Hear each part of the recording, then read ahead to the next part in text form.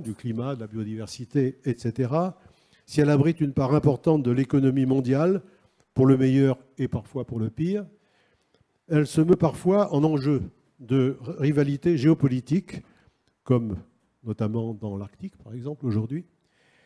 Mais elle est aussi source d'inspiration pour l'écrivain que vous êtes. Donc vos trois facettes se rejoignent parfaitement. Donc la question que vous allez, je pense, nous développer, c'est après notamment le One Ocean Summit du début de l'année, où en sommes-nous au plan mondial dans la protection des océans et la gestion de ce vaste bien commun. Je présente tout de suite notre deuxième intervenante, Madame Capucine Trochet.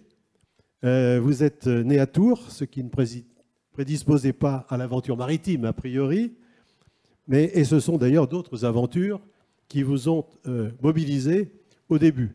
Vous avez participé ou créé même une école aventurière au Burkina Faso, d'après mes informations. Et puis ensuite au Chili, vous avez passé 2 années dans la cordillère des Andes, ce qui n'est quand même pas tout à fait banal. Et je crois qu'à 23 ans, vous avez enfin découvert la mer, la navigation, qui est devenue vite une passion pour vous. Vous y avez exercé en tant que journaliste spécialisé, mais aussi, et beaucoup, et surtout, comme navigatrice, avec notamment une mini-transat en solitaire sur un bateau de 6,50 m, je crois, à 27 ans. Et puis, un nouveau défi très personnel s'est posé à vous avec la maladie qui vous a atteinte, et vous a obligé un temps à vous éloigner de la navigation de haut niveau, jusqu'à la découverte de Tara Tari, un petit bateau de 9 mètres, sur lequel vous pouvez de nouveau vous embarquer, et pour une aventure humaine très riche que vous avez racontée dans votre livre publié il y a 2 ans. Vous allez nous dire aujourd'hui quel est votre regard sur les océans en fonction de votre expérience personnelle. Merci. Je passe tout de suite la parole à M. Poivre d'Arvor, s'il le veut bien. Je propose que peut-être les questions viennent à la fin de l'exposé de M. Poivre d'Arvor, pour ce qui le concerne, puis de l'exposé de Mme Trochet, et puis il y aura peut-être à la fin une possibilité de dialoguer ensemble, si vous le voulez bien. Écoutez, je ne vais pas être trop long pour laisser la place à l'échange, mais d'abord merci à vous Jean-Pierre. Je suis ravi de retrouver Bernard Millet et puis Pierre-Henri Guignard qui a joué un rôle essentiel, vous ne le savez peut-être pas, mais pour la COP21 sur le climat et dont j'ai beaucoup à apprendre pour préparer l'événement de 2025 qui sera la conférence des Nations Unies pour l'océan que la France aura le privilège d'organiser sur son territoire. Ce sera un moment important, donc j'en profiterai à notre moment, mais pour demander à Pierre-Henri ses secrets de fabrication. Pour faire pour l'océan ce que tu as fait avec d'autres, mais pour le climat, il y aura 10 ans en 2025. Voilà. Merci d'abord de cette invitation. Les Nations Unies, c'est un bon cadre pour parler de l'océan, évidemment. Et la jeunesse aussi, à part quelques-uns d'entre nous qui avons dépassé l'âge limite, mais qui est ici présente, évidemment, et très sensible à ces enjeux de l'océan. Elle l'est beaucoup, vous l'êtes certainement aussi beaucoup à travers les enjeux environnementaux. Mais l'océan, c'est assez complexe. Alors, dans le fond, n'ayant pas préparé grand-chose, j'ai souvent quand même envie de parler non pas de l'océan, mais de l'hydrosphère. Et l'hydrosphère, c'est aussi ce qui m'a amené à m'occuper, moi, des pôles, à la suite de Michel Rocard et puis de Ségolène Royal. Mais l'ensemble dont on parle, d'abord n'est pas un ensemble fermé, pas même la Méditerranée n'est fermée, c'est un ensemble unique et dont la surface globale, en fait, va bien au-delà des 71 ou 12% de la surface du globe, mais on parle de 80% en fait, du globe, avec tout un ensemble qu'on appelle l'hydrosphère. Il n'y a pas le nom aujourd'hui, hein, on dit atmosphère, mais on n'a pas trouvé le nom exact encore, pour parler de ce système qui comprend aussi bien les glaciers, les zones humides, les fleuves évidemment, qui sont un sujet majeur dans les sujets environnementaux, notamment dans la question de pollution de l'océan, puisque c'est l'homme qui pollue à travers la terre, les océans, et puis le système des pôles. Tout ça est relié complètement. C'est une seule et même biologie en fait. Et pour être allé en Antarctique, pour aller de nouveau au Groenland encore bientôt, Ce qui s'y passe vous montre à quel point tout ça est relié, puisque vous savez que si le Groenland fond à la vitesse à laquelle il fond, et il ne peut pas fondre moins vite, il va fondre plus vite, donc l'inlandsis groenlandais, bah, ça sera 20-25 cm, rien que le Groenland qui fond, à l'échelle globale du monde, d'élévation du niveau de la mer en 2100. Vous rajoutez ce que le GIEC considère comme étant une sorte d'élévation un peu malheureusement irréversible, et vous êtes à 50 cm, 60 cm. Beaucoup de rédacteurs du GIEC que j'ai rencontrés disent que leurs chiffres sont complètement dépassés. Ils sont dépassés parce que depuis maintenant quelques années, on observe notamment en Antarctique de l'Ouest et aussi en Antarctique de l'Est, hélas, des mouvements de glaciers, des vélages de glaciers qui sont très impressionnants. J'en ai vu, qui sont très très impressionnants, sachant que c'est 80% de la réserve d'eau douce au monde, hein, l'Antarctique. Et que si l'Antarctique fondait, c'est pas prévu, mais enfin, il faut savoir quand même à quoi on peut s'attendre. C'est 70 mètres au-dessus du niveau de la mer qu'il faudra rajouter à. Et donc, j'étais ce matin encore avec des rédacteurs du GIEC et qui disent que l'hypothèse de mètres d'élévation du niveau de la mer en 2100 est très probable. 2 mètres, ça veut dire qu'avec une population qui sera à plus de 10 milliards d'habitants, avec un phénomène qui est un double phénomène qui va provoquer ce choc que nous n'avons pas encore complètement mesuré entre l'homme et l'océan, qui n'a jamais existé. Les hommes se rapprochent de l'océan, y compris dans les périodes de crise, on l'a vu pendant le Covid. Donc la littoralisation du monde est une chose bien connue, mais elle est vraiment aujourd'hui engagée au plus haut niveau, puisque vous aurez en 2050, sur les 10 milliards d'humains, vous en aurez les 3/4, donc 7 milliards 7 milliards et demi, qui seront à moins de 75 km d'une côte. Beaucoup de monde. Les gens, de manière irrépressible, s'approchent. D'abord les migrants, vous les voyez, j'étais en Tunisie ambassadeur, et sur la côte libyenne, vous avez des dizaines, à l'époque c'était des centaines de milliers de migrants qui se trouvaient là, qui remontaient de l'Afrique. Mais vous avez plus généralement un mouvement global. Et ce mouvement qui, évidemment, va impacter la mer, va rencontrer un autre mouvement qui est celui de la mer, qui, à force d'avoir été attaquée, et elle ne va pas bien, la mer, évidemment, par les effets de l'élévation de la température, l'acidification, par tous ces phénomènes extrêmes que vous voyez, les tsunamis, les ouragans, l'ensemble des phénomènes extrêmes, font que ces océans fâchés de ce qu'on les traite mal et nous impressionnés voulant les rejoindre, la rencontre va être douloureuse. Elle se manifeste de manière extrêmement cynique aujourd'hui avec les assureurs qui ne veulent plus assurer de moins en moins. J'étais avec des élus du littoral et qui ont beaucoup de sujets liés à l'assurance justement. Donc voilà quand même en gros les mouvements, le continuum terre et mer, il faut toujours le penser. Ça n'existe pas la mer en soi, c'est un ensemble, l'hydrosphère, et par ailleurs, c'est un mouvement entre la terre et les hommes. Si les chiffres de 2 mètres sont confirmés, c'est près de 2 milliards de personnes qui seront des réfugiés climatiques, c'est beaucoup, hein, c'est 1 sur 5. On ne parle plus uniquement des Kiribati, des Maldives, ça va beaucoup. On parlera du Havre, on parlera de beaucoup de côtes.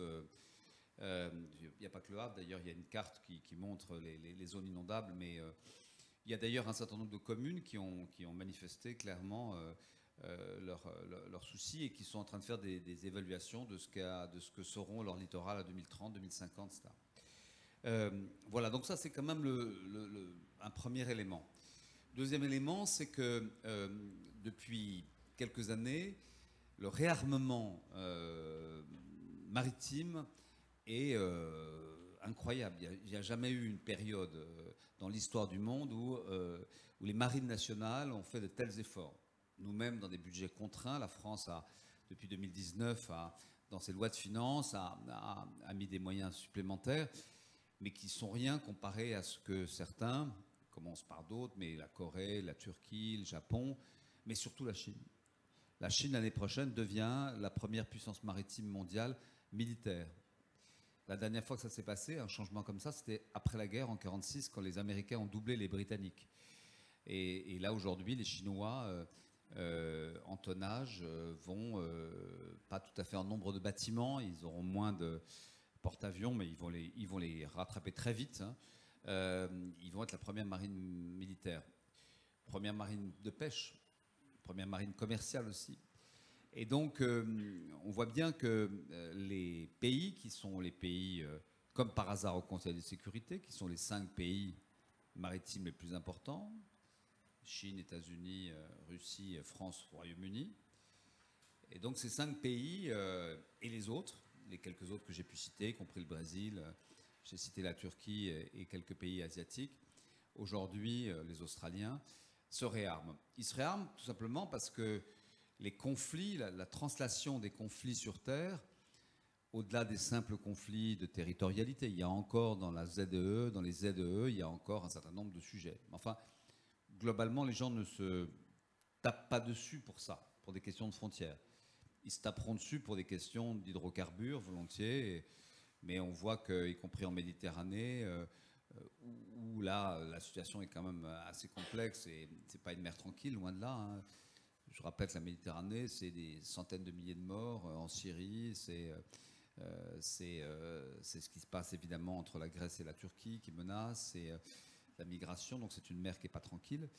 Mais en tout cas, ce qui est évident, c'est que au-delà des conflits de territorialité et de revendications de souveraineté, la Chine l'a dit encore hier dans la bouche du président Xi Jinping, y compris par la force, c'est le terme qu'il a employé. Donc la force c'est quand on dit ça, c'est contre le droit. Hein. Donc la force contre le droit, dans la droite ligne du président Poutine, exercera ses droits sur Taïwan. Et tous les experts, dont je ne suis pas, mais les gens de la marine disent très bien qu'évidemment la mer va servir évidemment énormément pour cette conquête-là. Donc la mer de Chine méridionale, mais aussi l'Arctique, vous l'avez évoqué. Aujourd'hui, on ne mesure pas très bien ce que ça veut dire cette guerre de la Russie à l'échelle mondiale. Ça veut dire que dans un endroit où il y a tant de richesses actuelles, l'hydrocarbure, mais richesse potentielle si les routes du Nord se dégagent, ce qui pour nous est un drame, mais pour certains est une bonne affaire. Si ces routes de Nord se libèrent, les Nord-Ouest, notamment celle qui sera contrôlée par la Russie, une partie du commerce mondial peut... C'est comme avec le Front National, on dit il ne viendra jamais au pouvoir, mais si, un jour il viendra au pouvoir, et de même vous aurez un jour le commerce maritime qui passera de Suez par le Nord, parce que la route se sera libérée. C'est 2030, 2035. Alors, ça ne sera pas tout le commerce qui est par Suez, mais enfin, quand on gagne 10 jours de transport en faisant un trajet de container de Shanghai à Marseille, vous verrez que les opérateurs principaux passeront par le Nord. Et donc là, vous aurez, dans un endroit assez fermé finalement, à la fois ces richesses d'hydrocarbures, c'est 19% du PIB de la Russie, hein, l'Arctique, mais vous aurez évidemment aussi ce commerce mondial qui représente, comme vous le savez, 92 ou 93% du commerce mondial. Et donc là, vous avez tous les scénarios d'une guerre possible, ou en tout cas de tensions réelles entre, évidemment, une Russie qui est très isolée au sein du Conseil de l'Arctique, qu'elle préside, mais le Conseil de l'Arctique ne se réunit plus. Les 4 pays européens qui sont passés du côté de l'OTAN, et puis, évidemment, les États-Unis, avec un match États-Unis-Chine qui va être, je crois, qui va quand même, en gros, être la ligne qui va être la nôtre pendant des décennies. Il n'est qu'à voir d'ailleurs, à l'arrivée de Joe Biden, la première rencontre entre leurs 2 ministres, les Chinois et les Américains, 2 ministres des Affaires étrangères, enfin secrétaire d'État. Et ils ont donc cherché l'endroit où ils pourraient se parler, après s'être beaucoup insultés déjà, les présidents. Et donc ça va être en Alaska, l'endroit à trouver. Et il faut regarder cette vidéo que vous trouverez facilement. C'est la première rencontre entre les 2 administrations après l'élection de Biden. Et là, Anthony Blinken fait des politesses, traite de manière un tout petit peu condescendante les Chinois qui le sentent et qui, pendant un plaidoyer de 10 à 15 minutes, explique que maintenant, c'est terminé. C'est plus comme ça. Voilà. Maintenant, la Chine... Donc, tout ça pour vous dépeindre aussi un Arctique où la Chine, qui se présente comme quasi-Arctic nation, un pays quasi-arctique, c'est quand même une conception de la géographie assez particulière, mais qui a des intérêts évidemment forts. Vous avez aussi là des possibles tensions existantes. Moi, je pense que, et d'ailleurs, quand on parle des Nations Unies, on peut parler aussi d'autres traités qui existent. Je pense au traité de l'Antarctique qui sera un jour remis en question par les Russes et les Chinois. C'est en 2048, on a un peu de temps, mais il y aura vraiment une remise en cause des questions de droit maritime. Donc, ces tensions militaires seront là. On voit que le poids économique est considérable de cette économie bleue qu'on découvre peu à peu quand on additionne en effet le transport maritime, la construction navale, la pêche, le tourisme littoral, etc. On voit aussi que cette industrialisation de la mer produit des effets très négatifs et que, évidemment, le sujet aujourd'hui, c'est de décarboner, mais enfin, ça ne se fait pas du jour au lendemain, évidemment. Et voilà. Donc vous avez l'ensemble de ces éléments-là, et puis vous avez le sujet, en effet, de la biodiversité, de l'environnement, et de ce que les scientifiques peuvent nous dire, ou pas nous dire d'ailleurs, de l'état de l'océan. L'océan, c'est dans le fond une affaire assez nouvelle. Avant Montego Bay, donc 1982, la Convention sur le droit de la mer, le seul traité qui avait été un peu mémorable, c'était 1494, la séparation du monde en deux, Tordesillas, les Espagnols d'un côté, les Portugais de l'autre. Mais dans le fond, la mer ne se gouvernait pas. On prenait la mer, on l'utilisait pour aller quelque part, pour aller conquérir, mais dans le fond, ce n'était pas un enjeu de propriété. Depuis que maintenant les zones économiques exclusives ont été inventées, et dans le fond un système qui marche relativement bien, la mer est un enjeu de propriété. Qui va posséder la mer? On dit toujours régulièrement que si la mer était un pays, elle serait la 6e ou 7e économie mondiale. Donc ça intéresse évidemment beaucoup de gens. Ça intéresse d'autant plus beaucoup de gens que quand on dit la 7e économie mondiale, c'est à partir des ressources actuelles. Mais qu'on ne calcule pas aujourd'hui ce que représenterait, si on s'attaquait aux fonds marins ou aux ressources génétiques minérales, les produits, les ressources, les revenus de la mer, qui là ferait qu'elle serait probablement largement la première économie mondiale. Et donc, on est dans une période particulière d'appropriation.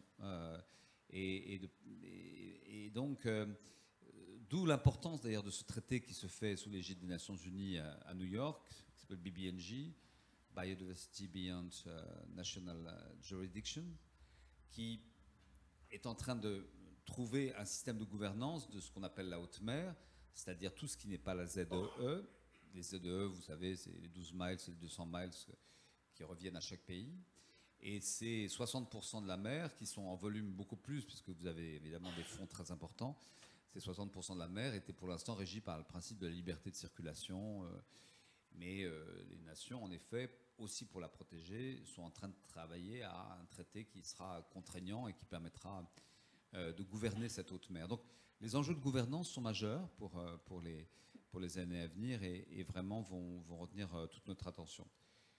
Un petit mot peut-être parce que Capucine pourra nous parler de la réalité de la mer pour l'avoir beaucoup fréquentée et je ne veux pas vous ennuyer trop.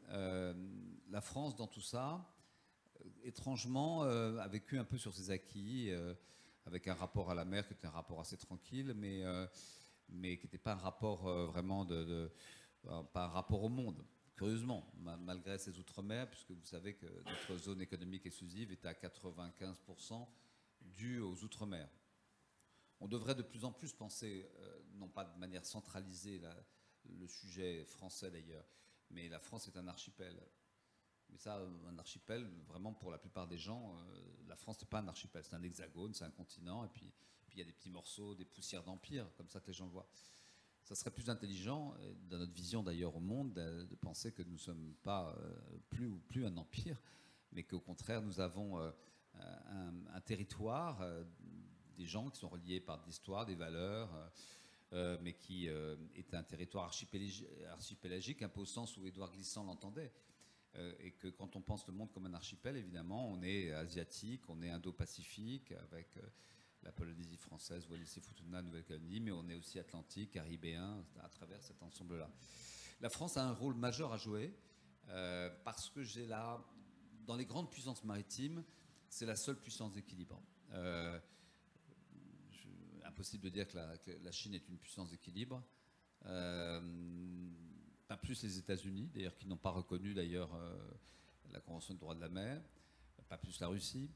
Et nous sommes aujourd'hui une puissance d'équilibre dans le monde, dans nombreuses parties du monde, avec, je pense, j'espère, de plus en plus, en tout cas, bon, je travaille pour le président de la République, je vois bien qu'il y a une inflexion assez forte, en tout cas dans notre vision du monde, un sentiment que nous pouvons peut-être être un peu leader sur la question de la protection de la mer et de la protection de la biodiversité.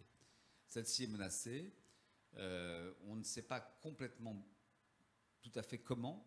Vous savez que seulement 2% des grands fonds marins sont connus. 10% des espèces sont connues.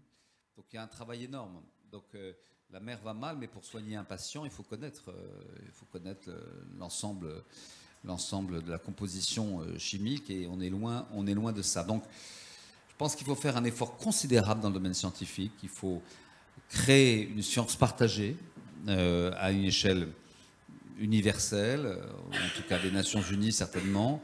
L'UNESCO peut jouer un rôle important, mais la science ne doit pas servir les intérêts de tel ou tel pays qui va décider à partir de l'exploration d'aller exploiter. C'est pas possible, ça ne passera pas aujourd'hui. De toute façon, les petits pays qui n'ont pas les moyens d'aller explorer vont demander qu'on leur redonne les ressources de l'exploitation. Donc il faut véritablement que la communauté internationale, comme elle l'a fait sur des sujets comme l'espace, c'est très étrange qu'il n'y ait pas une agence européenne de la mer. Il y a une agence spatiale européenne. Il faut vraiment qu'on travaille ensemble pour comprendre la mer, pour comprendre ce qui s'y passe, pourquoi ça va mal, pour ce qui pourra faire qu'elle redeviendra le puits de carbone qu'elle est, comment on peut la réparer, comment on peut replanter des mangroves, comment on peut faire. Mais pour ça, il faut vraiment qu'il y ait une grande entreprise scientifique mondiale, en tout cas déjà européenne, mais certainement mondiale. Et à partir de là, à partir de ces constats, on pourra ou non, moi je pense que c'est la condition, aller exploiter le fond marin si c'est bon pour la santé des hommes, oui, si c'est pas préjudiciable à l'environnement. Dans les conditions actuelles, c'est impossible parce que ça se fera de manière vraiment purement capitalistique et purement industrielle. C'est un moment important. Je pense qu'il faut se dire que nous sommes des mériens, vraiment beaucoup plus que des terriens. C'est donc une mauvaise habitude que de penser que nous sommes des continentaux. Nous sommes à la mer, nous sommes liés.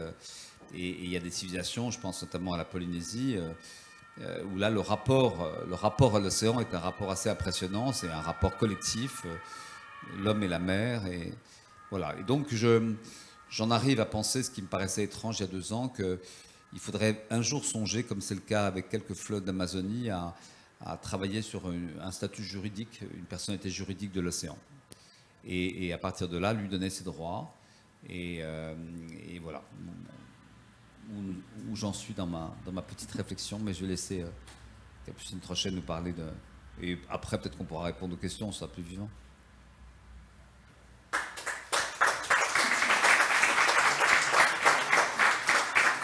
Merci beaucoup, Monsieur l'ambassadeur, pour toutes ces précisions et ces informations.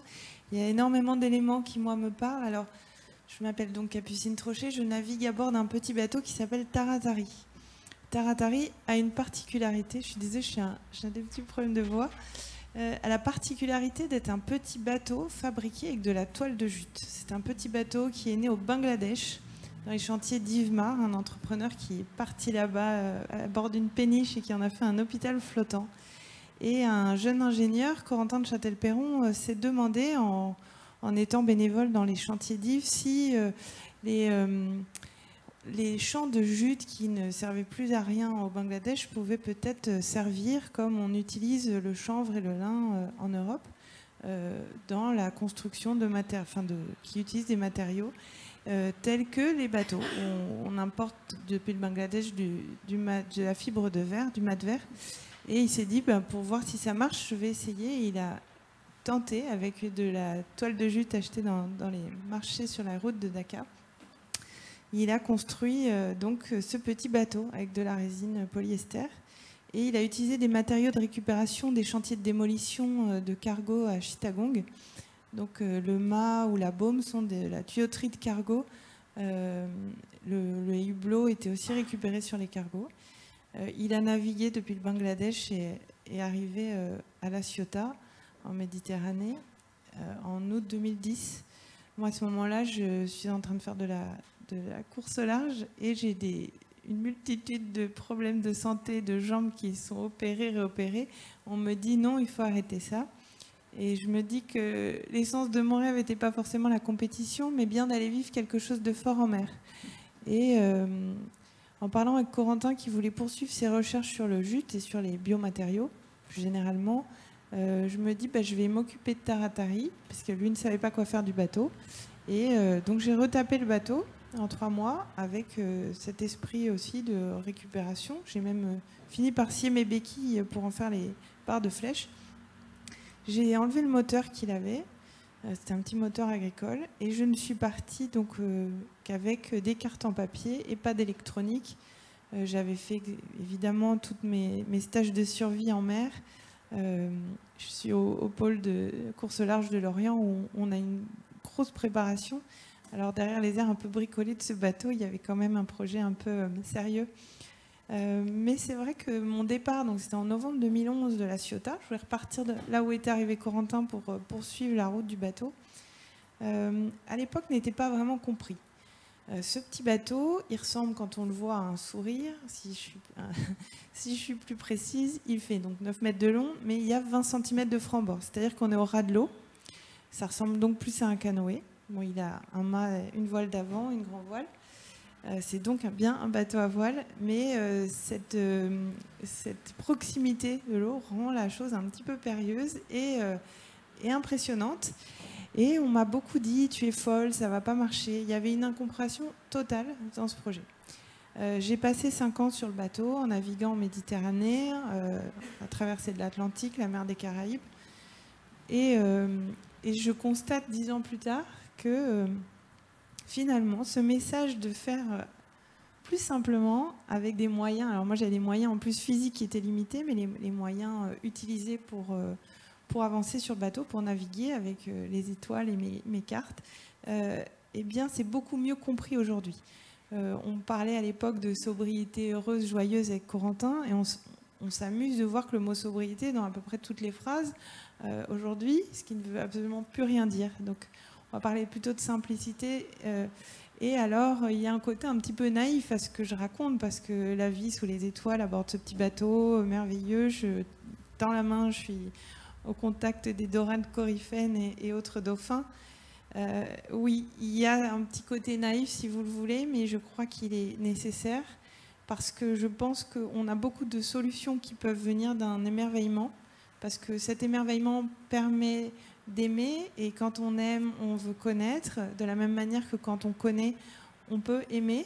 Et c'est pour ça que je vous rejoins quand vous parlez de soutenir la science et les scientifiques. Je pense que c'est tout à fait nécessaire aujourd'hui pour pouvoir protéger, vouloir et être efficace dans la protection de l'océan. Si j'en reviens à ce petit bateau, donc cet optimisme que j'ai sur cette compréhension, le message de plus en plus partagé sur la nécessité de faire avec moins, de savoir que les choses fonctionnent et qu'on peut être heureux. Ce n'est pas forcément pour le goût de l'inconfort, non, c'est justement parce que je trouve que plus on est pur, hein, la philosophie de vie à bord du bateau s'explique bien avec cette phrase d'Antoine de Saint-Exupéry qui dit que la perfection n'est pas atteinte quand on ne peut plus rien ajouter, mais quand on ne peut plus rien retirer. Et je suis assez d'accord avec ça, c'est-à-dire qu'on ne se disperse plus dans une multitude d'accessoires ou de gadgets qui nous assistent de tout. Alors je ne suis pas complètement contre toute la technologie. En revanche, je crois qu'un usage modéré est nécessaire pour pouvoir refaire appel à nos sens et donc voilà, à trouver un équilibre entre le bien faire et le bien-être, être évidemment raisonnable et prudent. J'étais ravie d'avoir une balise de détresse à bord qui n'a malheureusement pas eu besoin d'être déclenchée. Mais je veux dire par là qu'il est nécessaire de faire appel à ce que tout marin doit connaître, c'est le bon sens. Et ce bon sens, il passe vraiment par cette réflexion d'épurer les besoins, d'aller vers l'essentiel pour ne pas se disperser. On n'a plus trop le temps, je pense, quand on voit justement tous les enjeux géopolitiques politiques qui sont liées à cette hydrosphère, je pense qu'il faut être assez efficace. Alors, moi, mon petit bateau va très lentement. En Méditerranée, j'allais à 2 nœuds 5. Je pense que vous pouvez me dépasser en marchant globalement sur la distance totale. Aller lentement, être attentif aux détails, au présent, aux petits. Alors, ça peut faire sourire, surtout que moi, je suis dans un univers de course au large où, évidemment, ils font le tour du monde en 3 jours. Non, j'exagère, mais on va vraiment vers le plus vite. La performance, cette recherche de performance, pour moi, elle devient un non-sens, un peu. Cette ultra-performance technologique, je ne la comprends plus. C'est un luxe, je pense, de divertissement voilà, qu'on ne peut plus se permettre aujourd'hui, parce qu'il y a d'autres enjeux que juste se divertir. Et finalement, j'aime pas le mot lenteur, parce qu'on lui connote quelque chose de très péjoratif. Je dirais cette douceur dans le déplacement, dans l'évolution de Taratari, permet justement d'être présent et donc d'avoir l'esprit vif. Il faut comprendre que d'avancer plus lentement, c'est pas forcément être plus lent d'esprit. Au contraire, parce que quand je fais quasiment du surplace, voire du surplace, quand il n'y a pas de vent et qu'un gros navire à passagers déboule à toute allure sur moi, il va falloir que je sois extrêmement précise dans mes choix de navigation pour que, à bord du gros ferry ou du navire à passagers, on comprenne que je ne suis pas un déchet qui flotte, mais bien un navire qui avance. Et pour ça, il faut avoir une logique, donc garder une route qu'une bouteille d'eau en plastique qui flotte n'aurait pas. Et quand la route de collision semble évidente, alors aller à 90 degrés de cette route de manière franche et déterminée, et de ne pas lâcher pour envoyer un message sur l'écran radar de la personne qui veille. Ce que je veux dire par là, c'est que dans nos manières de faire aujourd'hui, j'ai l'impression, en venant à terre après 5 ans dans cette vie un petit peu entre les dauphins et les étoiles, où évidemment tout est merveilleux, que tout court, tout va vite, tout semble assez agressif, et il y a beaucoup de violence, je trouve, dans les échanges et les rapports. J'avoue que moi-même, je suis souvent écœurée quand je suis en mer de voir les monstrueux bateaux de pêche, et toute cette finalement industrialisation dont vous parliez. Ça me fend le cœur. J'aime la mer, mais je ne peux même pas vous expliquer. Pour moi, la mer, mon amour pour la mer, c'est comment expliquer quand on tombe amoureux, comment expliquer le coup de foudre, je ne sais pas. En revanche, je vous promets que cet amour est sincère et pur, et que cette industrialisation-là me fait mal au cœur. Et alors oui, il y a peut-être ce côté naïf, mais je vis sur l'eau, près de l'eau, au bord de l'eau, et je peux vous dire que notre vie entière est liée à cette hydrosphère. Elle est liée tous les jours dans l'air que vous respirez, dans vos attitudes, dans l'attitude que nous avons tous.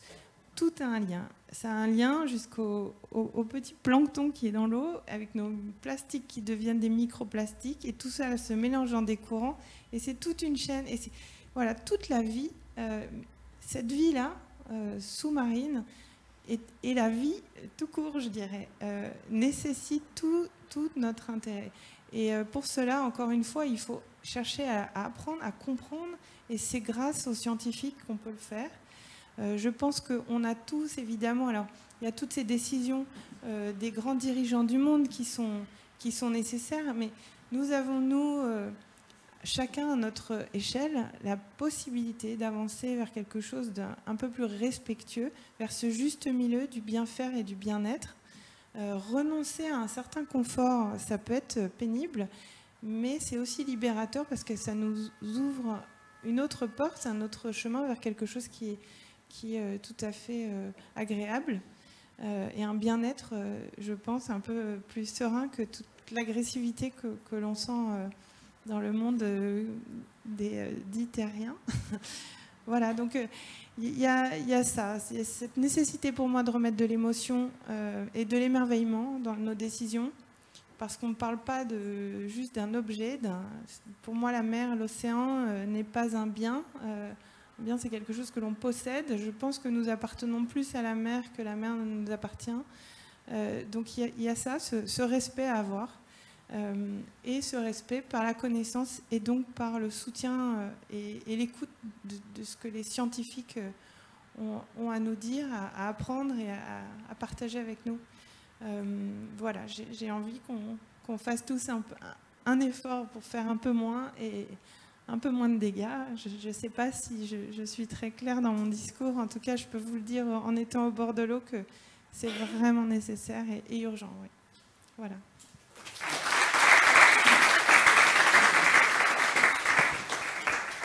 Merci à vous deux de tout ce que les perspectives que vous avez tracées. Je donne tout de suite la parole à la salle pour que notamment les étudiants qui sont parmi nous puissent vous interviewer, mais aussi les autres personnes. Je vous en prie. Vous vous présentez peut-être juste en une seconde chaque fois.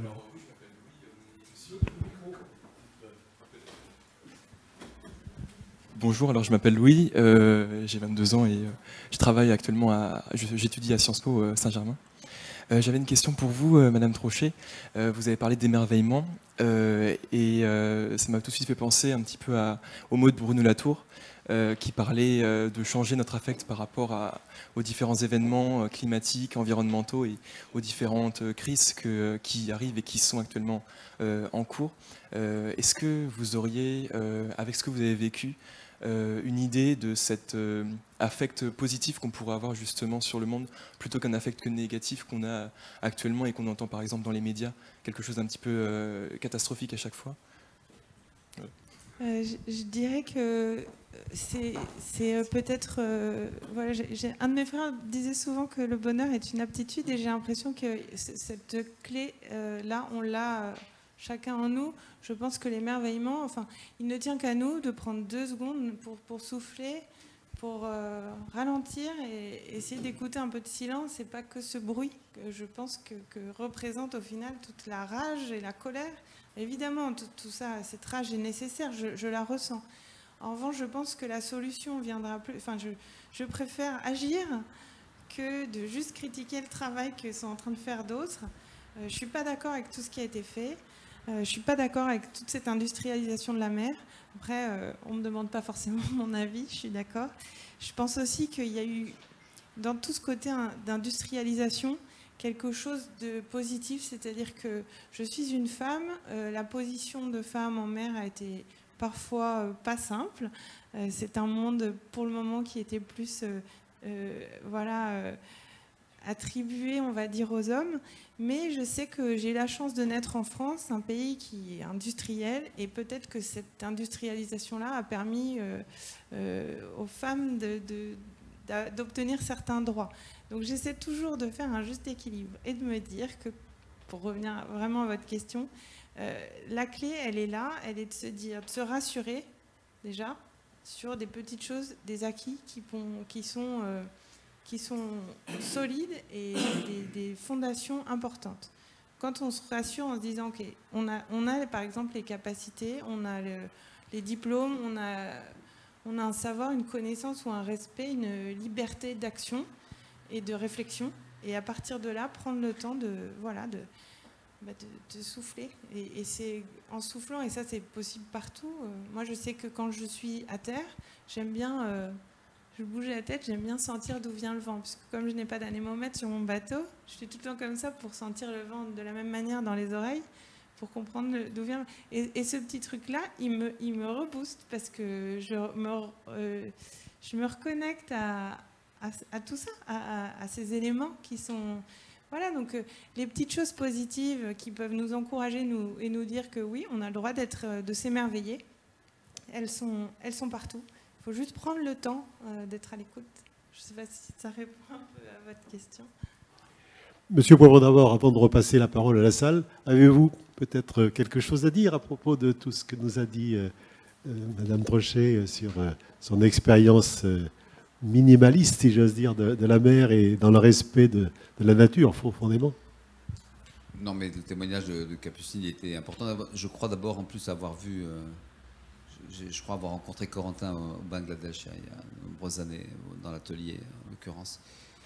Donc la mer, en effet, c'est aussi une expérience, et ça peut être l'expérience que vous avez vécu, ça peut ne pas être du tout cette expérience-là. Je pense à tous les ouvriers de la mer et au traitement, en effet, des gens de mer, qui est un traitement très difficile. Là, pour le coup, ils n'ont pas cette vision-là.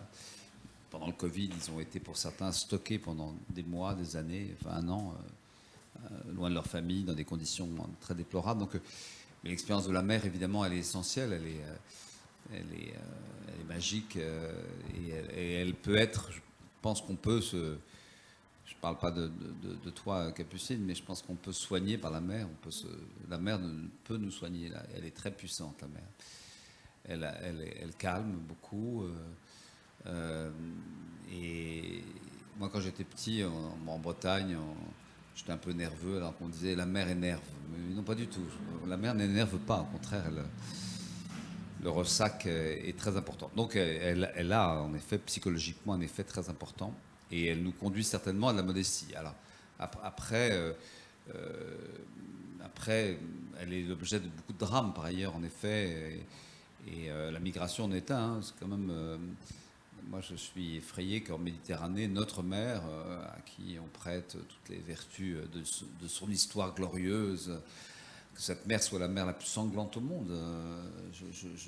Vous additionnez l'ensemble des conflits qui sont autour de la Méditerranée, minuscules, et je pense à ces 500 000 morts de la Syrie, mais au conflit israélo-palestinien, à ce que les Turcs et les Grecs se préparent à faire, et à la Libye. Enfin voilà, bon, donc il y a beaucoup de douleur aussi sur la mer, évidemment. Voilà. Je redonne la parole à la salle. Monsieur. Merci. Alors, je m'appelle Paul. Je suis étudiant en droit à l'Université Paris 1 Panthéon-Sorbonne et je suis stagiaire juridique en droit des animaux. Je suis aussi président de l'association Sorbonne-ONU qui est présente ce soir.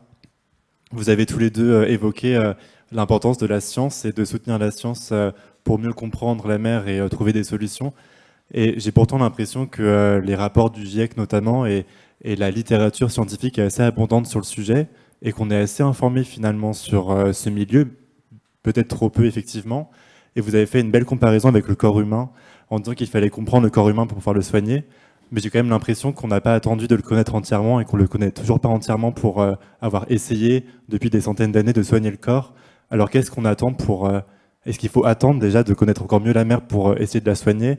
Et donc, quel était en fait le fond de votre pensée en évoquant le futur de la connaissance et l'importance d'accorder une importance plus grande à la science, alors que finalement on a quand même déjà beaucoup de données et qu'il suffit de pousser la porte d'un amphithéâtre en Sorbonne à l'Institut de géographie pour entendre les discours des professeurs en géographie environnementale, en hydrologie, qui nous avertissent tous sur les transformations de l'hydrosphère, des fleuves et des mers. Oui, vous nous ramenez à ce nexus qui est important, c'est ce nexus qu'il faut vraiment penser ça. Il faut penser hydrosphère, mais il faut penser le nexus océan, climat, biodiversité. Ce qui est sûr, c'est que, Pierre-Henri le sait, mais 2015 a été quand même un moment extrêmement important. Et on a au moins une échelle, avec ce degré 0.5, qu'on ne doit pas dépasser, qu'on va dépasser, je pense.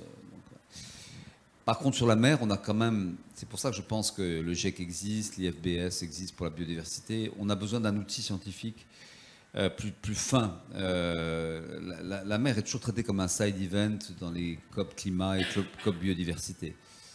Moi, je pense que c'est un sujet en soi, voilà, et c'est le sujet de l'hydrosphère. Et que donc, tout le monde n'est pas d'accord, hein, mais je pense qu'il faut qu'il y ait une COP océan.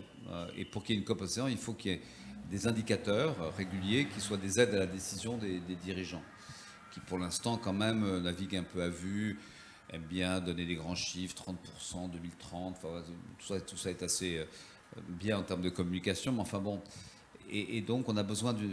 Alors, je ne suis pas tout à fait d'accord, on connaît très très très mal la mer, hein. Vraiment un point qui est quand même...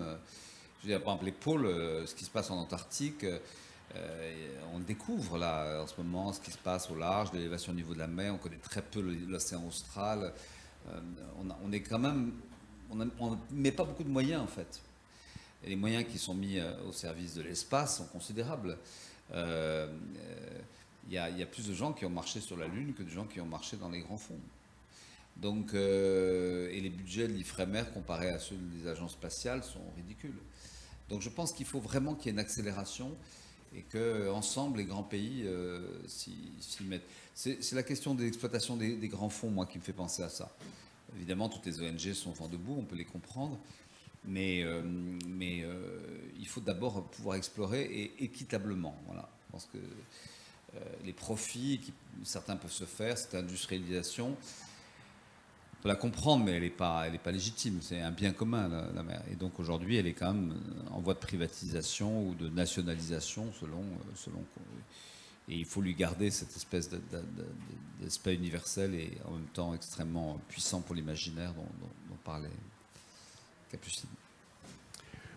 Si je peux me permettre une question, pour aller un peu plus loin dans ce sens-là, certes, il y a beaucoup de choses à connaître mieux sur la mer, notamment sur ce qui n'est pas découvert, ce qui n'a pas été exploré aujourd'hui. Cela dit, il y a déjà des phénomènes, des dangers, des risques, des menaces qui sont visibles, palpables. Je pense au plastique, par exemple, pour citer qu'un exemple parmi beaucoup d'autres. Et dans ces domaines-là, pouvez-vous nous dire en gros où en sont, ou n'en sont pas, les discussions internationales? Est-ce qu'il y a un petit espoir de voir des choses se décider dans les 5 ans qui viennent? Oui. Là-dessus, bon, d'abord, c'est clair que tout le monde sait que c'est les hommes qui polluent à terre la mer à travers le plastique. 80% du plastique qu'on trouve en mer est un plastique qui vient de la terre. Donc il faut tout simplement arrêter, il faut être radical de produire du plastique à usage unique, mais arrêter complètement. Alors donc pour ça, on a réuni à Brest une partie des industriels concernés, de même qu'on avait réuni les 4 géants des transports de containers, là, les 4 européens d'ailleurs, qui sont européens, pour les amener à plus de décarbonation, parce que bon, ils affichent tous un peu enfin bon, dans la réalité, c'est lent. Et donc là, oui, à Nairobi, au mois de fin février, il y a eu donc une réunion du PNUE et qui a entériné l'idée d'un traité qui, en 2024, interdira, et l'ensemble des pays, notamment producteurs de plastique, Inde, Indonésie, Chine, etc., ont accepté de lancer ce traité qui interdira la production de plastique à usage unique. Donc on a trouvé, là, oui, une solution à une question qui était importante. Il y a une question sur laquelle on ne va pas trouver de solution, c'est la question de l'élévation du niveau de la mer. Hein. On peut toujours essayer de construire toutes les digues qu'on veut, on ne fera que repousser. Et surtout, il faut vraiment que les hommes arrêtent de s'approcher de la mer de cette manière-là, parce que d'abord, ils l'abîment, ils rejettent beaucoup d'eau usée, mais surtout, ils vont la rencontrer, la mer, là, et ils vont se trouver submergés assez vite. Merci. Autre question? Beaucoup de mains se lèvent. Pardon, je voulais juste répondre à cette question que je trouve très chouette. Je compare un petit peu ça. Comment dire? J'ai l'impression que c'est justement le sentiment d'être concerné par quelque chose. Le corps humain, on a tous un corps qui parfois nous joue des tours, on a mal à la tête, etc. Et donc on s'intéresse parce qu'on se sent concerné. Il me semble que parfois l'océan est bien loin de la ville et de nos préoccupations de tous les jours. Et que quelqu'un qui va manger un paquet de chips se fiche royalement du lien qu'il peut y avoir entre le paquet de chips et l'océan ou autre. Donc une première chose, c'est une sorte de sentiment de ne pas se sentir concerné. Pour moi, ça, c'est primordial d'arriver, alors je n'ai pas la solution, mais de pouvoir se sentir tous concernés par l'océan. Deuxièmement, je pense qu'il y a aussi un autre travail de communication qui est nécessaire et important et qui manque. Exemple tout bête, mais quand on travaillait avec Corentin sur... alors là, il y a le projet des low-tech, mais il y avait donc la recherche de travailler avec plus de biomatériaux. On disait qu'on faisait des tests avec l'Université de Bretagne Sud et un chercheur bien calé dans les biomatériaux, Christophe Ballet.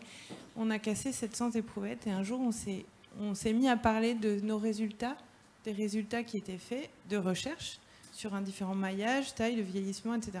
Et on s'est rendu compte qu'à peu près personne ne nous écoutait et que tout le monde se fichait royalement des résultats puisqu'ils n'évoquaient rien. Alors que savoir que je m'étais pris un truc avec Taratari, que j'ai pas réussi à passer le cap, que je me suis pris une vague et tout, là, ça a fasciné tout le monde. En fait, ce qui était intéressant de voir, c'est que l'aventure intéressait, parce que c'est rigolo, ça divertit peut-être aussi.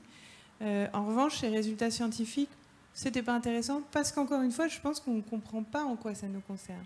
Donc je crois qu'il y a un grand travail de communication à faire pour voir et côtoyer de nombreux scientifiques qui partent, parce que donc on est quelques petits aventuriers en Bretagne, et des amis qui plongent sous la banquise, under the pole, ou des amis à bord de Tara. Enfin, il y a énormément de scientifiques qui partagent, enfin, dont on voit le travail, et le travail énorme qu'ils font avec peu de moyens. Il y a un moment, eux n'ont pas forcément les moyens de passer du temps pour communiquer dessus, ni le tempérament ou la personnalité qui fait qu'il est évident de vulgariser un résultat scientifique. Il y a quand même beaucoup de choses qui se font avec le plancton. Là, je vois par exemple les écoles en Bretagne, les petits, en maternelle, en CP, sont en train d'étudier et d'apprendre tout le plancton, le zooplancton. Et donc, c'est un enseignement, une instruction qui est géniale, parce que donc, les tout petits se sentent déjà concernés, et quand ils prennent de l'eau ou observent la mer, ils savent qu'il ne faut pas toucher telle espèce. Tout.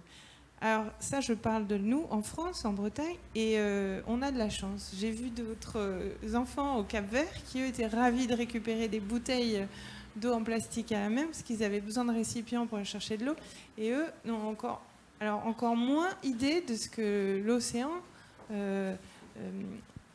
apporte à chacun au quotidien.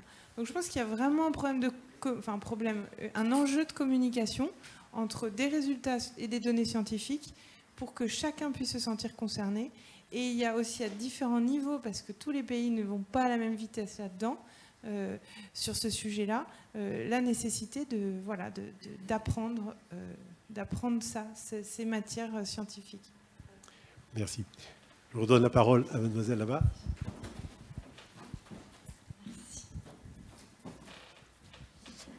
Bonjour, je m'appelle Pauline Allaire, je suis en 2e année de licence à l'Institut catholique de Paris, et au même titre, je suis dans l'Association des Nations Unies dans cet établissement. Moi, je voulais savoir, parce que c'est une préoccupation qui est quand même assez importante, la révélation qui a été faite concernant le projet Total Énergie au large des côtes au sud de l'Afrique. Qu'en est-il de la protection de l'océan si même les plus grandes entreprises et les firmes transnationales finalement le détruisent? On peut faire peut-être plusieurs questions si vous voulez, comme ça on peut, mais vous répondre évidemment à ça, hein, si vous voulez. J'ai une question sinon. Merci. Vous avez tous les deux parlé de ce besoin de coordination en fait à l'échelle internationale et de coopération finalement pour arriver à des résultats tangibles. Ma question est assez simple. Est-ce que dans d'autres pays, voire même plus largement dans d'autres cultures, on a la même acception et ce rapport à la mer, et est-ce qu'on a tous conscience, est-ce qu'il y a une conscience commune sur ce besoin d'agir et sur ce besoin finalement de coopération? Est-ce qu'on est tous sur la même longueur d'onde? Merci. Ici, j'ai une question. De mon côté, je voudrais savoir, pour vous, Madame Trochet et Monsieur Poivre d'Arvor, parce que vous nous avez parlé au tout début de votre intervention sur la conférence des Nations Unies sur l'océan, je voudrais savoir pour vous deux, quelles sont vos attentes pour cette conférence donc.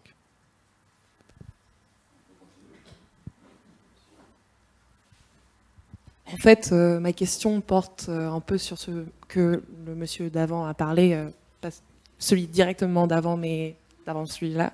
Je suis étudiante britannique à l'université Paris-Panthéon-Assas, anciennement Paris 2. Et donc, naturellement, en grandissant, j'ai vécu le Brexit. Et j'ai été gravement affectée par cela. Malgré ça, je continue mes études à l'étranger. Et pour moi, ce serait ce que est votre avis par rapport à la pêche plus particulièrement, mais aussi au niveau personnel. C'est aussi la vie pour ces pêcheurs en Angleterre et aussi les événements qui se sont passés, bien sûr, à Jersey and Guernsey, lors un peu de l'affrontation de votre peuple et le mien dans la Manche. Donc voilà, c'est un peu les autres peuples, mais plutôt les Britanniques pour moi.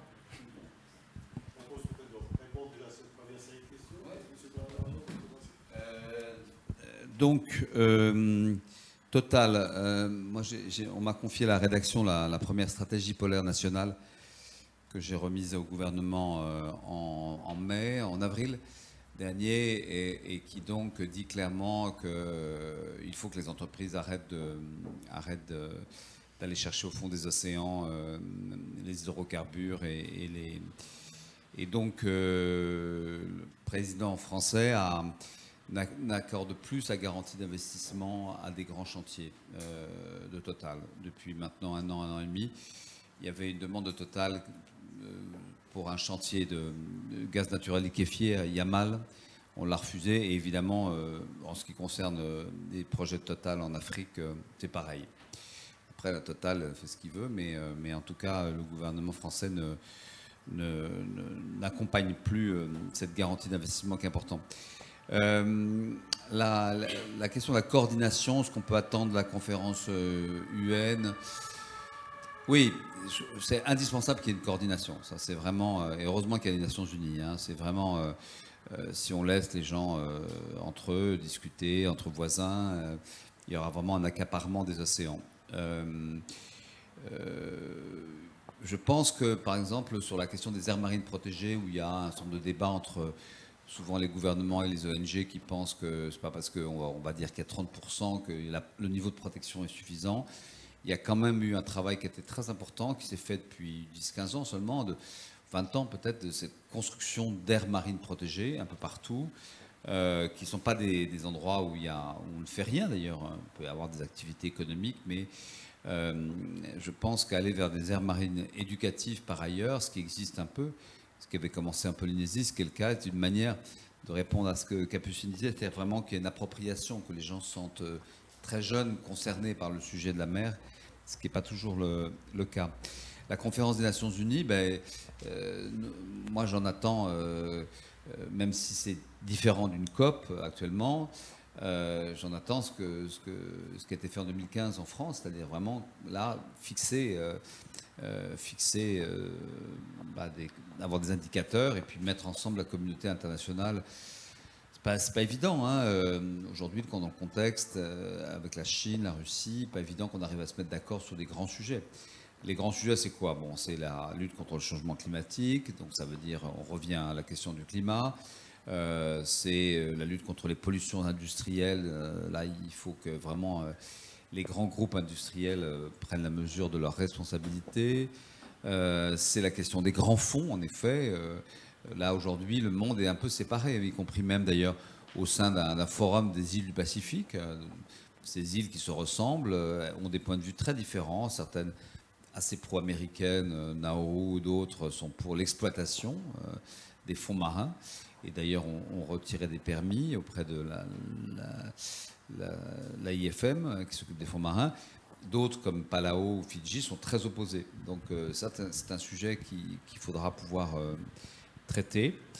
Et quant à nos amis britanniques, oui, c'est bien triste, le Brexit, mais je trouve que finalement, bon, ça n'était pas évident, la question des droits de pêche, en effet, Guernsey, Jersey, mais maintenant on est à peu près arrivé à quelque chose après quelques psychodrames. Enfin, c'est difficile de ne pas avoir des psychodrames entre nous, hein, les grandes histoires d'amour. Et donc, je pense qu'on est arrivé à quelque chose d'à peu près équilibré. On n'a pas parlé de la pêche, en effet, qui est un grand sujet, et évidemment de la pêche INN, mais plus grave encore que la pêche INN. La pêche INN, c'est la pêche illégale, non déclarée, non réglementée, mais c'est la surpêche. La surpêche, c'est qu'on pêche beaucoup trop, et donc à l'OMC, c'est passé quelque chose d'important au mois de juin, donc avec en tout cas une partie d'interdiction des subventions dites néfastes, ces subventions que les États apportent à la construction navale. En l'occurrence, les Chinois sont très bons là-dessus, nous aussi, hein, un peu les Français, subventionner des unités de pêche qui, évidemment, vont de manière massive racler le fond des océans et pêcher des poissons qu'on va pas, en plus qui ne serviront à rien. Voilà rapidement mes réponses aux questions. Alors, je n'ai pas l'expertise peut-être à mon niveau. Tout ce que je peux imaginer et attendre, c'est vrai qu'on a besoin de cohérence entre les annonces, les discours et les actions que l'on constate. Et je sais que nous sommes nombreux à être choqués de voir les projets de Total en Afrique du Sud, de voir les projets qui se passent dans les décisions européennes au niveau de la pêche. Enfin, il y a des choses qui semblent complètement incohérentes. Et je ne connais pas tout, donc je ne peux pas parler. Mais à mon niveau, je suis d'accord. Je trouve qu'il y a un manque de cohérence entre les annonces et ce que l'on voit. J'espère que la mer n'est pas qu'une monnaie d'échange entre des décisions et des accords. En gros, je lâche un peu pour la mer et je ne sais pas tout ça, mais il est nécessaire que ça arrête, en tout cas, cette incohérence, parce que au-delà du fait de cette mauvaise action pour l'hydrosphère, je pense que ça fait perdre beaucoup d'énergie à des associations et à des tas de groupes de personnes qui veulent défendre les océans et qui, en fait, sont encore empêchés parce qu'il y a des choses absolument absurdes presque qui se passent alors qu'on pensait avoir dépassé cette situation-là. Donc oui, il y a peut-être... alors, est-ce de la communication? Est-ce juste vraiment des histoires de gros sous qui dépassent tout le monde? Je ne sais pas, mais c'est vrai qu'on a besoin, quand on n'est pas dans ces sphères-là, de plus de cohérence. Ça, je suis d'accord. Moi, je le constate aussi en voyant des choses en mer. Alors, entre les pêcheurs, oui, la pêche illégale. J'avais des pêcheurs d'ailerons de requins, des trucs qui partent vers le Brésil parce qu'ils revendent ça en Chine, de la soupe en Allemagne. Bon, on se sent bien impuissant, mais c'est vrai qu'il faut continuer à surveiller tout ça. Mais vivement que ça s'arrête, oui.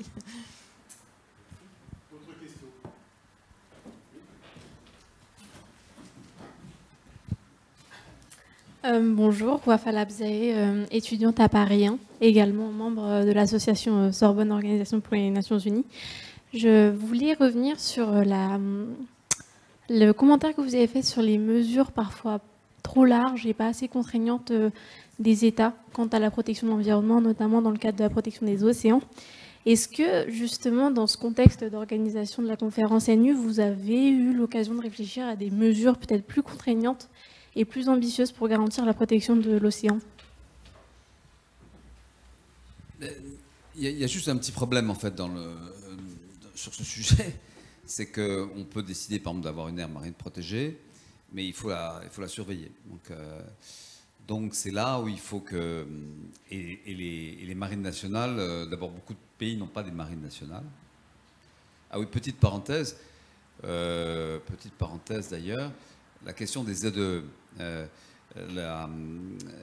L'île Maurice ou les Seychelles ont des zones économiques exclusives plus importantes que la Chine ou le Japon. Ça explique beaucoup pourquoi la Chine et le Japon, la Chine et l'Inde, pardon, pourquoi la Chine et l'Inde sont devenus un peu expansionnistes et veulent aller plus loin en mer, parce que leurs ZE n'existent pas quasiment, parce que il y a plein de pays en face, etc. Donc pourquoi je fais cette parenthèse, je ne sais plus. Par contre, c'est vrai, oui. Par contre, c'est vrai que quand vous avez des aires marines protégées, il faut pouvoir avoir des contrôles. Donc, le sujet, à mon avis, passe vraiment beaucoup. Et là, il y a un vrai travail qui a été fait, y compris à Toulouse, avec Mercator Océan, avec le spatial. Donc, vraiment, aujourd'hui, l'observation des océans, elle est indispensable. Elle permet d'abord de repérer tout ce qui est illégal, tout ce qui, y compris en termes de surpêche, en termes de piraterie. Mais il faut qu'il y ait un lien beaucoup plus fort entre la mer et le ciel. Et à partir de là, on pourra organiser une meilleure surveillance et protection. Alors sur la protection,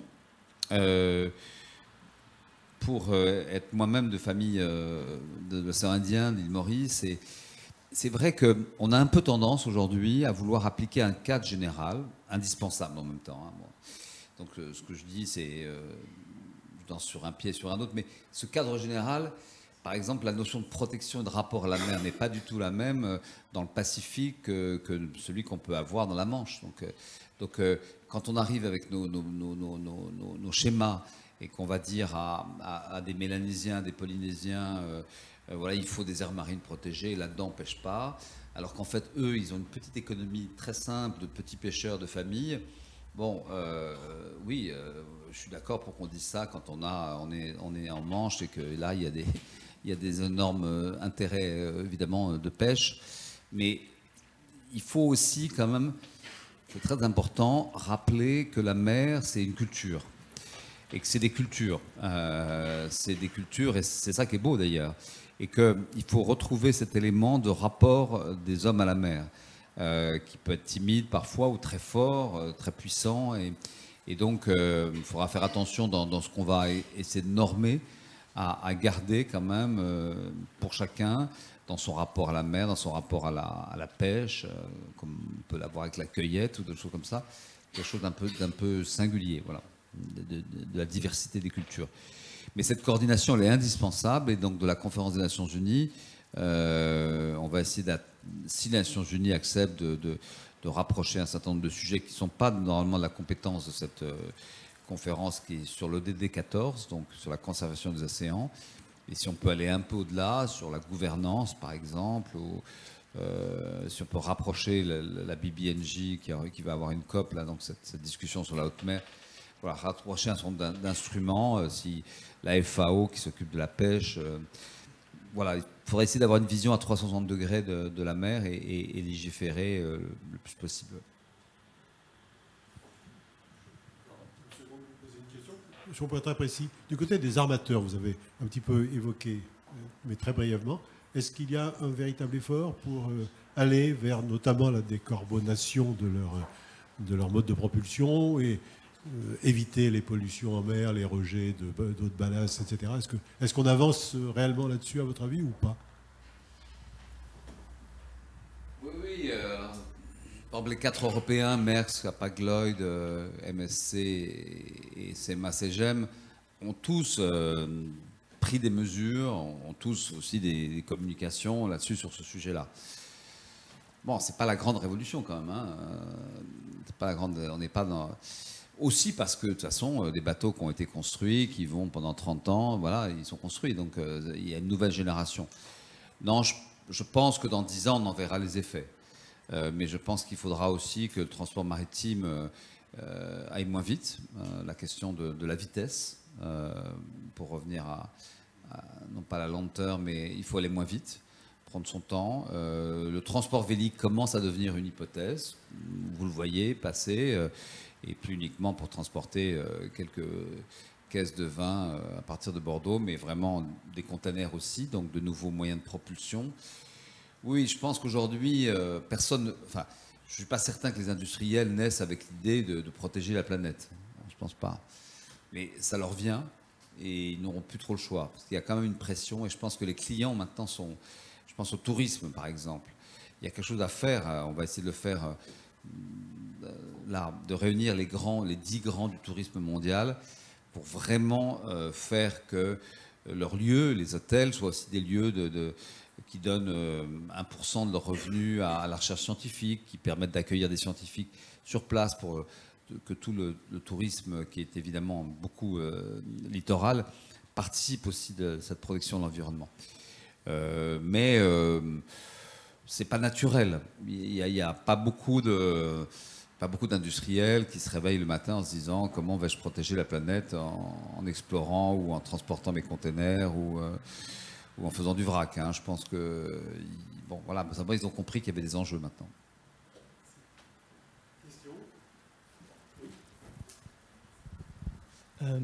Je m'appelle Luc, je suis étudiant à Centrale Supélec et je suis membre de la tribune étudiante de l'école Symposium. Et ma question elle concerne l'article et les nouvelles routes mondiales. Vous l'avez dit, la France c'est une puissance stabilisatrice. Et du coup, comment voyez-vous le rôle de la France? Peut-être insuffler une dynamique via les Nations Unies ou une autre coopération, ou peut-être aussi avec sa défense maritime. Et du point de vue un peu plus égoïste aussi, la défense de ses propres intérêts, quand on sait que CMA-CGM est un des plus grands armateurs mondiaux. L'Arctique, on est au sein du Conseil de l'Arctique, on n'est pas membre permanent, évidemment, on est observateur, donc on a un petit siège, hein, on n'est pas un pays arctique. on est subarctique avec Saint-Pierre-et-Miquelon, mais ça pèse pas beaucoup dans la balance.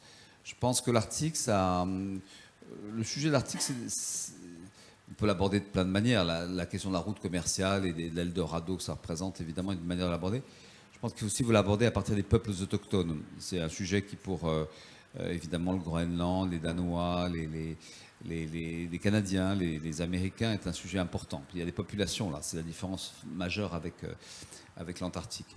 Et donc, le Groenland, à mon avis, ça va être c'est le balcon du dérèglement climatique, mais c'est aussi peut-être le lieu de toutes les solutions. Le Groenland, c'est grand comme l'Europe.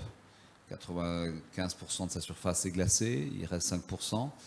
Les gens ne peuvent circuler entre eux, il n'y a pas de route, ils ne circulent qu'en avion, en bateau, donc bon, tout ça est assez carboné. Ils sont 50 000, pas beaucoup. Ils vont vers une voie d'autonomie. Après, ça regardera les choix des citoyens, mais d'une autonomie assez grande. Et d'une certaine manière, la fonte de l'inlandisme groenlandais peut représenter des opportunités considérables. D'ailleurs, les Chinois ont essayé d'acheter des terres, comme ils le font en Islande, et vous vous souvenez que le glorieux Donald Trump s'était proposé d'acheter le Groenland, qui n'était pas à vendre. Mais, parce qu'en effet, là, il y a sous la glace beaucoup de choses.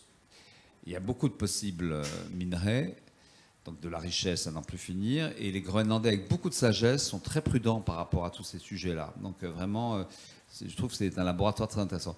Mais il y a aussi beaucoup de virus. Et là, ce que les scientifiques nous disent en ce moment, c'est que la fonte du permafrost fait réapparaître des virus très anciens et que le prochain Covid, il peut venir de là. Mais c'est un sujet très sensible, l'Arctique, avec un vrai problème de gouvernance aujourd'hui avec la situation avec la Russie. C'est évident que c'est un bateau sans capitaine. Et il y a plusieurs commandements. Il y a l'OTAN qui commande, il y a l'Europe qui commande avec les 4 pays européens. Et normalement, il y a la Russie qui préside le Conseil de l'Arctique, mais en fait, qui n'est pas la barre en ce moment. Voilà, donc c'est vraiment le lieu de tous les dangers. Et notre marine nationale, de temps en temps, veut montrer qu'elle existe. Donc, elle est avec un bâtiment, ça s'appelle le Rhône. Ils sont passés par le Grand Nord là, pour montrer que ça devait être libre de circulation.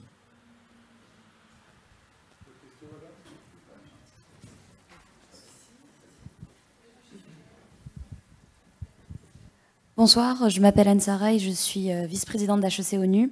Et j'avais 2 questions à vous poser. La première, vous avez mentionné plutôt en fait l'hégémonie chinoise qui continue, voilà, au fil des années de se renforcer.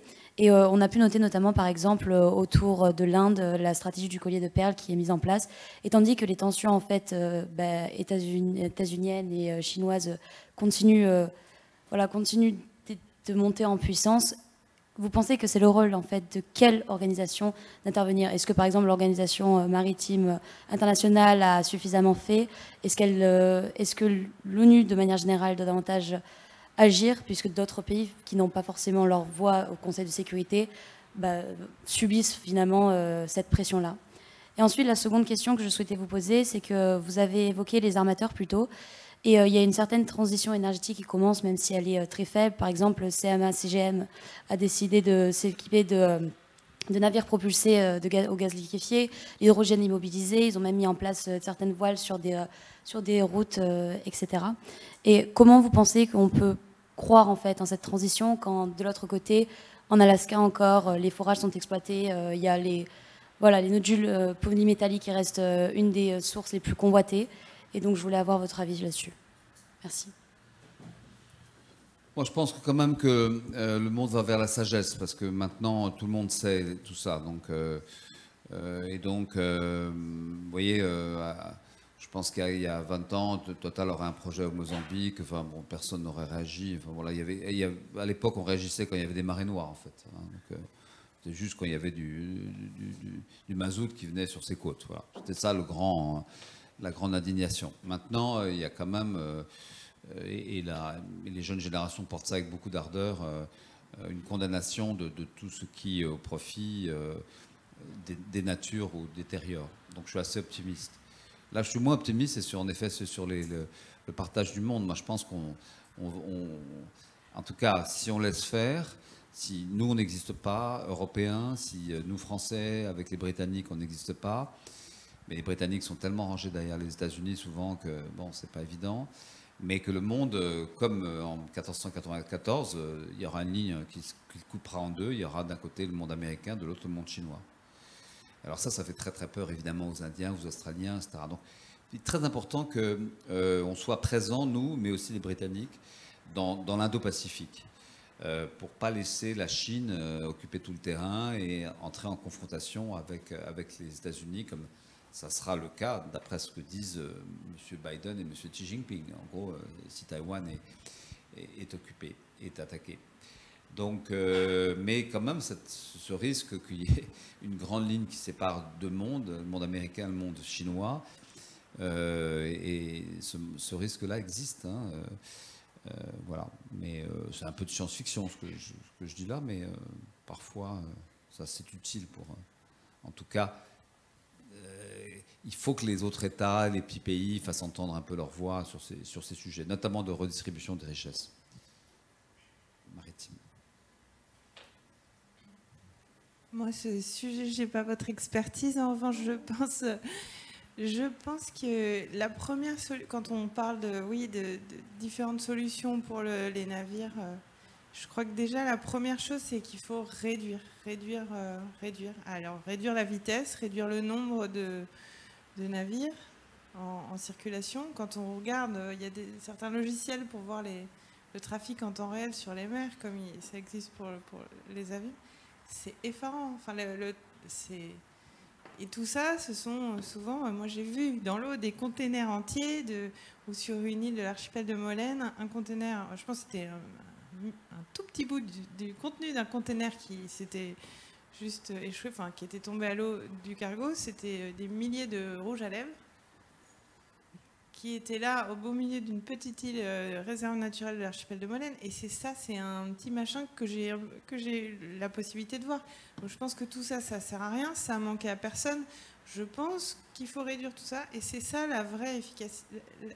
Si on veut être efficace, ça doit passer par là. Et après, je pense aussi que les grandes décisions, il y a des enjeux qui évidemment sont déjà présents. Enfin, je ne pense pas que ce soit tant de la science-fiction, je pense qu'on le voit un peu partout. La Chine est partout déjà, rachète des choses. J'entends bien ce que tu dis. Je pense malheureusement qu'il y aura de plus en plus de containers sur la mer. Et que c'est profitable comme industrie. Et donc, comment faire pour qu'on ait moins besoin des produits qui viennent de si loin? C'est ça le sujet en fait. Donc à partir de là, c'est tout un sujet qui dépasse largement le sujet de la mer. C'est pourquoi on a besoin de transporter tout ça. Voilà. Mais, dernière salle, peut-être. Bonsoir, moi je m'appelle Naomi et je suis étudiante à l'Université Paris-Panthéon-Assas, membre de l'association Moon. Et j'avais une question pour vous. Vous avez mentionné le système capitaliste et je voulais vous demander, est-ce que pour vous ça pose un problème et ça pourrait être contraire à la protection de l'environnement et de l'océan plus particulièrement, ou vous pensez qu'en changeant de système, vous pourrez trouver plus de solutions, ou que ça peut être, les deux peuvent être conciliés? Moi, je pense en tout cas en effet qu'on est dans une industrie, une industrie maritime qui est très mondialisée, donc, et que ça a un défaut, c'est que, et on le voit bien, notamment je pense à toute la côte africaine ou même à Madagascar, où des pays rachètent les droits de pêche des pays. Et donc il faut retrouver ce rapport des hommes et de la mer. C'est très important, pays par pays. Donc il faut avoir des grandes juridictions, il faut avoir des traités, il faut avoir les Nations Unies. Mais il faut aussi qu'à une échelle très simple du rapport du littoral, de l'homme, des femmes et des hommes, on reconstruit ces liens, on les tisse. C'est pas si vrai pour nous en Bretagne ou en Méditerranée où ces liens existent, mais c'est très vrai dans les pays en voie de développement où il n'y a plus ces liens, où les petites industries, les petites familles qui vivent de la pêche, tout ça est cassé brutalement. Il n'y a plus ce rapport, il n'y a plus cette science de la conservation aussi des espèces. Il faut retrouver de l'infiniment petit, en fait, du local. Et là, ça devient beau. On arrive chez toi, là. Ça devient beau, ça devient merveilleux, ça devient intelligent. C'est juste. Il faut retisser ces liens-là, mais face en effet à ces... Quand on voit la Méditerranée, tous ces pays du Sud, je pense au Maghreb par exemple, moi j'étais en Tunisie, ils voient passer 30% du commerce mondial devant eux, ça leur rapporte rien, ils voient passer, voilà. Donc il faut reconstituer des cultures maritimes aussi qui sont beaucoup perdues. Il y a beaucoup de pays où il n'y a plus de construction navale, où la pêche n'est plus artisanale, où ce rapport à la mer a disparu, et ce qui est embêtant par rapport à ce que tu disais, Capucine, où au contraire, il faut qu'on retrouve ce rapport simple aux choses.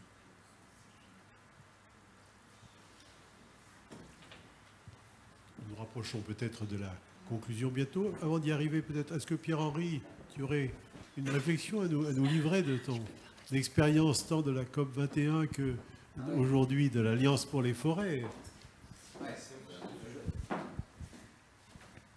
Merci de me donner cette occasion de dire deux mots. Je veux justement rebondir sur deux choses qui ont été dites et qui ramènent un peu aux forêts, puisque sur la même problématique globalement. D'abord, ce que tu disais sur la mer, qui est un endroit où les gens vivent, me rappelle tout à fait ce que j'ai entendu d'un ambassadeur africain quand j'ai commencé à m'occuper des forêts, qui m'a dit: n'oubliez jamais, dans la mission que l'on vient de vous confier, que la forêt, c'est un endroit où les gens naissent, où les gens vivent, où les gens travaillent, où les gens meurent. Et vous ne pouvez pas envisager la préservation de la forêt sans envisager la préservation de ceux qui vivent dans la forêt. Et je suis donc tout à fait d'accord avec ce que tu disais sur ce besoin de ramener les gens à la mer et à créer ce lien. J'ai été ambassadeur en Argentine pendant 3 ans. J'ai vu ces photos satellitaires où l'on voit des villes en plein océan, en plein Atlantique Sud, des flottilles de pêche chinoises, et les Argentins qui regardent vers la pampa et la montagne et qui ne prennent pas en compte du tout le rivage, alors qu'à quelques encablures, on est en train de vider l'océan. Pas que les Chinois d'ailleurs, puisque tout ce que Picard vend en poisson en France vient aussi de cette région-là. Il faut bien l'avouer. Première réaction donc, ce contact avec l'homme et les femmes qui vivent de la mer et près de la mer.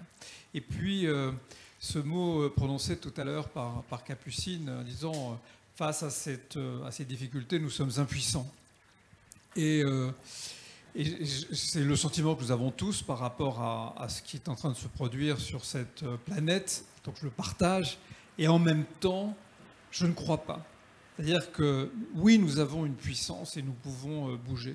Dans le domaine des forêts, nous avons montré, nous ici, parce que nous avons un peu d'avance par rapport à d'autres, que nous étions capables de mettre en place une stratégie nationale de lutte contre la déforestation importée.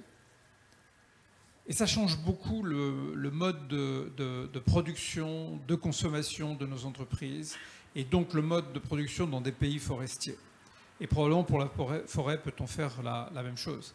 Parce que nous avons en France cette stratégie, l'Union européenne aujourd'hui adopte une réglementation pour lutter contre la déforestation importée. Et donc c'est plus un pays, mais c'est 27 pays demain qui vont être engagés et qui vont changer les choses véritablement. Et nous ne sommes pas impuissants parce que nous sommes des consommateurs, nous sommes des producteurs. Et par notre approche, nous pouvons justement changer les choses au bout du monde. Pas contre les gens du bout du monde, mais avec eux justement. Et je pense que nous sommes beaucoup plus puissants que nous le pensons parfois. Et donc non, nous ne sommes pas impuissants. Nous avons la possibilité de changer les choses. Et si la conférence que Olivier est en train de préparer nous permet de changer un tout petit peu les choses, ce n'est pas pour rien. Nous avons cette puissance. Et cette puissance, ce n'est pas celle des États et des gouvernements, c'est celle de la société civile. C'est-à-dire, c'est nous les gens qui pouvons faire changer les choses, et nous avons cette puissance-là, et nous devons l'exercer pleinement. Donc voilà, j'espère que nous saurons le faire, et des événements comme ceux de ce soir nous montrent que nous avons cette capacité de faire différemment, de changer les esprits et de changer notre action pour la planète, mais nous n'avons pas beaucoup de temps. Voilà, merci. Merci bien. Avant que nous terminions cet échange, Capucine et Olivier, avez-vous un petit mot à ajouter chacun à votre domaine? J'étais très content de vous rencontrer. Voilà, donc c'était une très belle initiative qu'est la vôtre. Et non, voilà, je suis très content d'avoir rencontré Capucine. Plaisir partagé. Merci à tous. J'espère que vous aurez retenu quelques petites choses qui vont pouvoir jouer sur les comportements, sur des prises de décision. Et je sais qu'on a cette capacité, cette puissance-là. Et voilà. Et j'ai envie vraiment de vous inviter à vous émerveiller parce que ça va aider dans le processus de décision, de bonnes décisions. Voilà. Merci beaucoup. Il serait bien présomptueux de ma part de prétendre tirer une conclusion de cet échange très riche. Peut-être penser que l'homme est au centre de toutes ces préoccupations et que la mer ne peut pas être conçue sans qu'on y voit la position, la place des hommes, et peut-être pas que des hommes dans toute comment dirais-je, dans tout l'univers vivant. Et puis peut-être donner envie de relire Les Travailleurs de la mer de Victor Hugo, qu'il a écrit quand il était en exil à Guernesey. Merci beaucoup à l'un et à l'autre.